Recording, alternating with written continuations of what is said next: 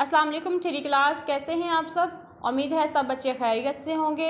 दुआ भी है अल्लाह पाक आप सबको अपनी अमान में रखे और इसके साथ साथ उम्मीद भी है कि जो काम आपको कल करने को दिया गया सब बच्चों ने वो अपना काम किया भी होगा। जो याद करने को मिला वो याद किया होगा, जो होमवर्क करने को मिला वो आप सब ने होमवर्क भी किया होगा।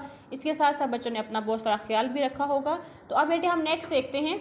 हम सबक पढ़ रहे थे अज़ान। जैसे आपको पता है कि हम दिन में 5 मरतबा अज़ान मस्जिद में सुनते हैं। अज़ान का मतलब क्या होता है कि जो मौज़िन अज़ान देने वाला होता है वो अज़ान देकर सब लोगों को अल्लाह के घर की तरफ बुलाता है, दावत देता है कि अब नमाज का वक्त हो गया है।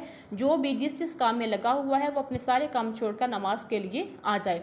तो क्या होता है जब हम अज़ान सुनते हैं, जो हमारे घर में मेल पर्सन होते हैं, जैसे हमारे बाबा हैं, भाई हैं, ताया होते हैं, जो भी हो, चचा होते हैं, जो भी होते हैं, वो क्या करते हैं कि नमाज़ पढ़ने के लिए मस्जिद की तरफ चले जाते हैं। उसके बाद जो फीमेल्स होती हैं घर में, हमारी मदर्स होती हैं, सिस्टर्स होती हैं, जो भी होता है वो क्या करते हैं घर में नमाज अदा करते हैं। तो क्या होता है कि अज़ान का मतलब होता है कि अल्लाह की तरफ बुलाना, कि आप जितने दुनियादारी के हम काम कर रहे हैं इसमें से कुछ वक्त निकाल कर हम अल्लाह को भी दें, अल्लाह की इबादत भी करें।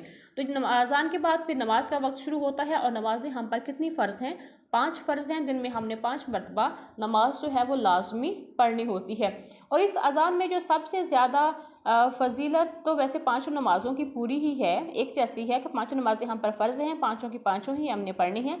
लेकिन सुबह की अज़ान के लिए या सुबह की अज़ान में कुछ एक्स्ट्रा अल्फाज इस्तेमाल किए गए हैं। वो क्या हैं? अस्सलातु खैरुम मिनन नौम, मतलब नमाज नींद से बेहतर है। बाकी चारों अज़ानों में ये अल्फाज नहीं बोले जाते, लेकिन सुबह की अज़ान में ये अल्फाज बोले जाते हैं। क्यों बोले जाते हैं? इसलिए कि जब सुबह का वक्त होता है हम सब गहरी नींद सोए हुए होते हैं, उस वक्त हमें बिस्तरों से निकलना मुश्किल होता है, हमारी आंखें नहीं खुल रही होती, लेकिन फिर भी हमने उठकर नमाज अदा करनी होती है।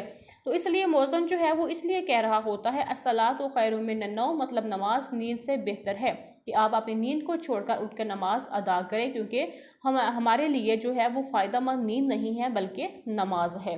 तो हमारे सारे क्वेश्चन हो गए थे। लास्ट टाइम हम जो कर रहे थे, कल हमने ये फ्लू चार्ट था हमारा, इसको हमने मुकम्मल किया था। उम्मीद है सब बच्चों ने इसको मुकम्मल कर लिया होगा। इसको जैसे भी लेड पेंसिल के साथ मैंने कहा था इसको फिल कर लीजिएगा, सब बच्चों ने वो काम कर लिया होगा। मैंने कहा था कि अगर इससे अलग भी आप लोगों को लगे या आपके माइंड में बात आए कि नमाज़ पढ़ने से हमें क्या फ़ायदे हासिल हो सकते हैं, तो आप वो भी लिख सकते हैं। तो अगर हमारे पास एक सरगर्मी है कि ऐसे है कि नमाज तो हम पर किसी भी हालत में माफ़ नहीं है, चाहे हम बीमार हैं, सफ़र में हैं, कोई भी काम कर रहे हैं, जो कुछ भी है, लेकिन नमाज हम पे माफ़ नहीं है। हमने किसी ना किसी, लेकिन उसमें कुछ आसानियाँ पैदा कर दी गई हैं कि बीमार हैं तो वो कैसे नमाज पढ़ेगा। अगर कोई मेंटली तौर पर ठीक है लेकिन फिजिकल तौर पर उसका जो जिस्म है वो काम नहीं कर रहा, लेकिन दिमाग उसका काम कर रहा है, तो वो किस तरह नमाज पढ़े। फिर अगर बंदा कुछ सफ़र में है तो वो किस तरह नमाज पढ़े।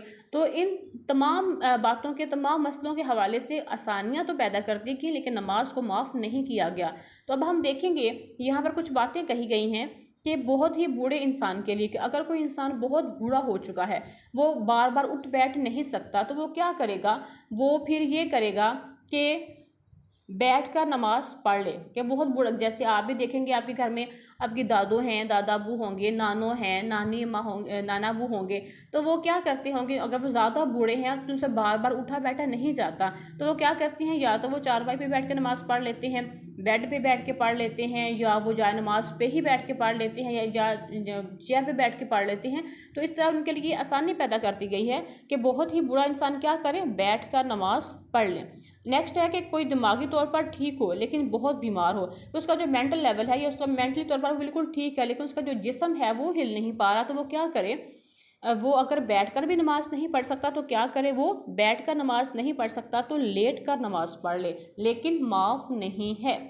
तो ये दोनों क्वेश्चन आपने अपनी ऐसे लेड पेंसिल के साथ आपने सेम इनके आगे आपने लिख लेना है अच्छा सा। अगर आप वैसे नहीं लिख सकते तो लेड पेंसिल के साथ स्केल के साथ आप लाइन लगा लें, लाइन के ऊपर आप छोटा छोटा सा करके, खुला खुला सा करके आप लिख लें, जो आपको भी समझ आएगा आपका लिखा हुआ कि हमने क्या लिखा हो, जिसको हमने किस तरह से पढ़ना है। तो इसके साथ आप सब बच्चों ने भी नमाज की पाबंदी लाजमी करनी है। अपना बहुत सारा ख्याल रखना। अल्लाह हाफिज़।